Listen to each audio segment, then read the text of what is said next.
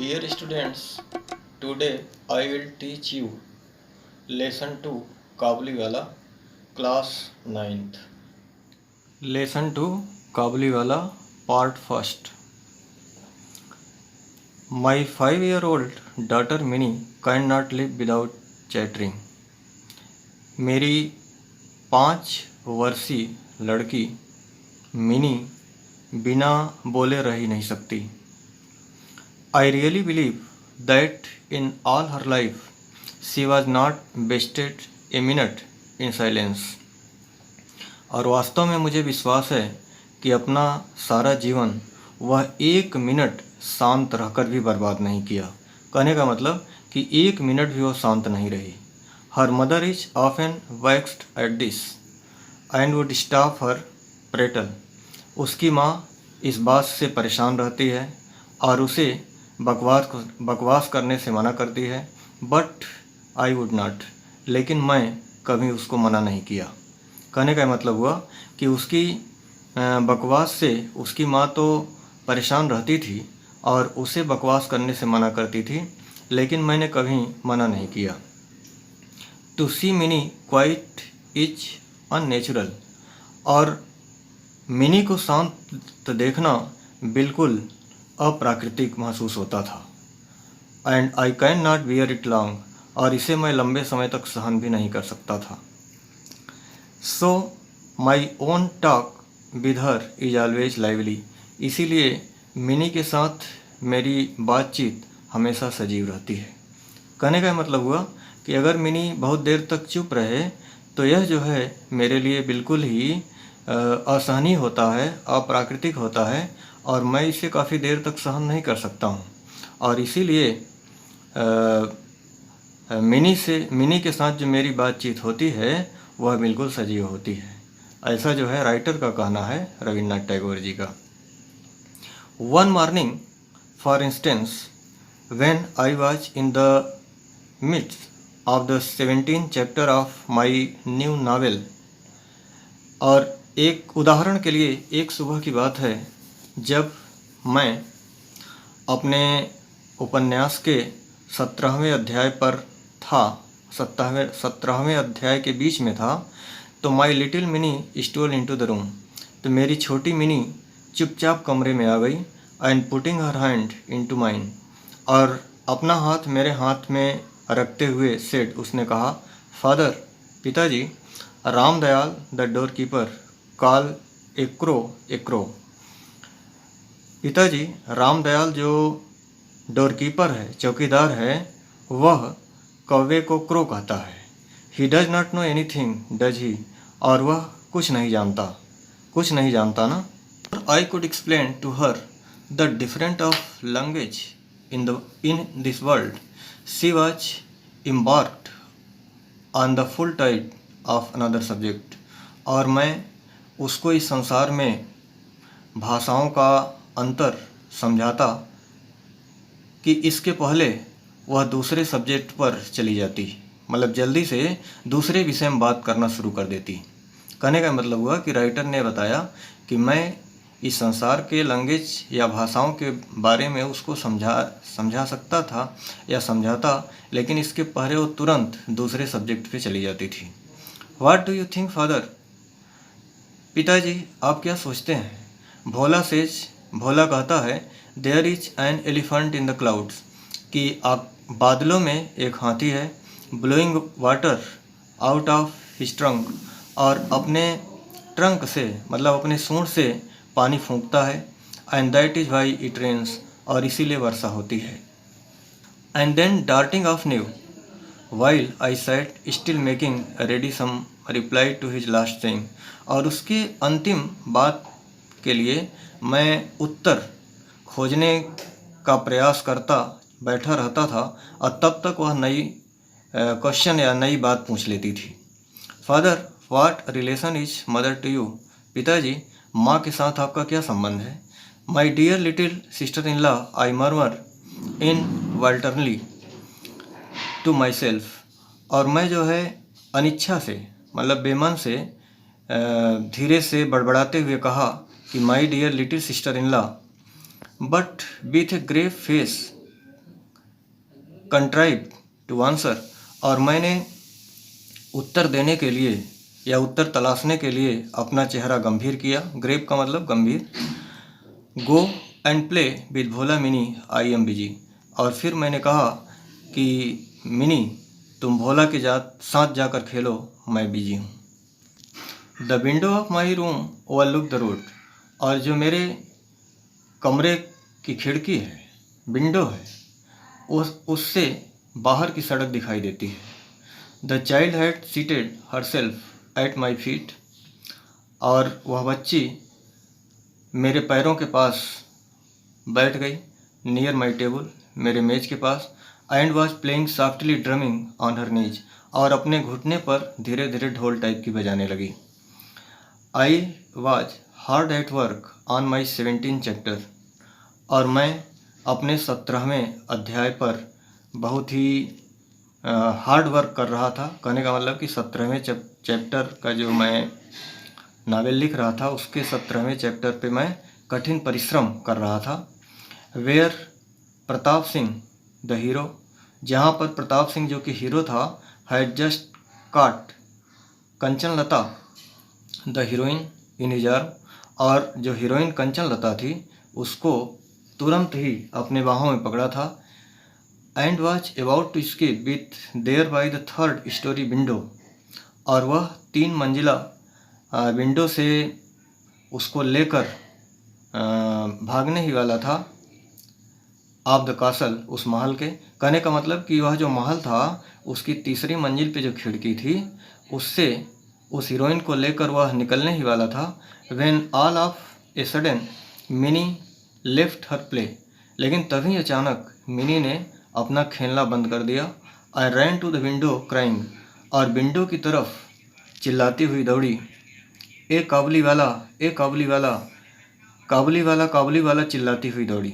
Sure enough in the street below was a Kabuliwala, और वास्तव में सड़क के नीचे हमने देखा, नीचे सड़क पर देखा तो एक काबुली वाला था। पासिंग स्लोली अलॉन्ग, धीरे धीरे चला जा रहा था। He wore a loose soiled clothing of his people, और अपने लोगों की तरह वह जो है ढीला ढाला और मैला कपड़ा पहना हुआ था। विद ए टाल टर्बन, और एक लंबी टोपी पहना, एक लंबी पगड़ी पहना हुआ था, मतलब बड़ी सी पगड़ी पहना हुआ था। There was a bag on his back, और अपने पीठ पर एक उसने बैग रखा हुआ था। And he carried boxes of grapes in his hand, और अपने हाथ में वह अंगूरों का बॉक्स लिया हुआ था, पैकेट ही समझ लीजिए, पैकेट लिया हुआ था। I can not tell what were my daughter's feeling at the sight of this man, इस आदमी के दृश्य को देखकर मेरे बेटी के मन में क्या फीलिंग आती है, ये तो मैं नहीं कह सकता। Ban to call him loudly, लेकिन उसने बहुत तेज़ी से चिल्लाना शुरू कर दिया। कहने का मतलब हुआ कि उस आदमी को देखकर, मतलब काबुली वाले को देखकर मेरी बेटी के मन में क्या फीलिंग आई थी, यह तो मैं नहीं कह सकता, इसके बारे में कुछ भी नहीं कह सकता। लेकिन उसे देखकर वह चिल्लाना शुरू कर दी। आई थॉट, और मैंने सोचा, ही विल कम इन, कि वह अंदर आएगा। And my 17 chapter will never finished, और मेरा 17वां अध्याय कभी समाप्त नहीं होगा। At which exact moment the Kabuliwala turn, और ठीक उसी समय काबुली वाला वहाँ से मुड़ा। And looked up at the child, और बच्ची की तरफ देखा।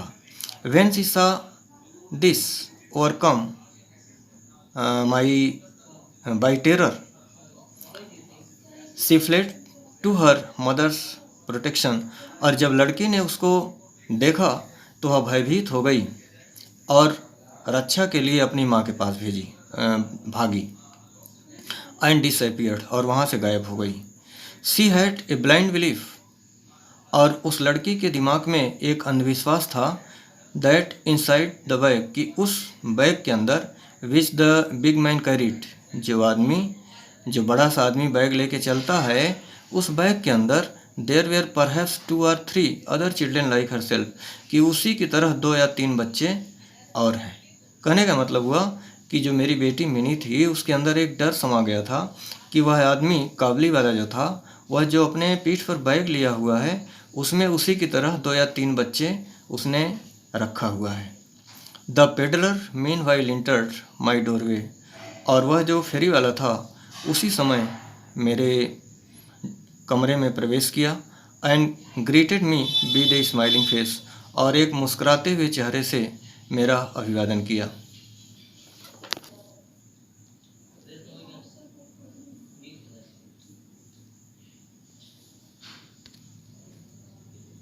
सो precarious was the position of my hero and my heroine, और इसलिए मैंने अपने हीरो और हीरोइन की स्थिति को वहीं रोक दिया।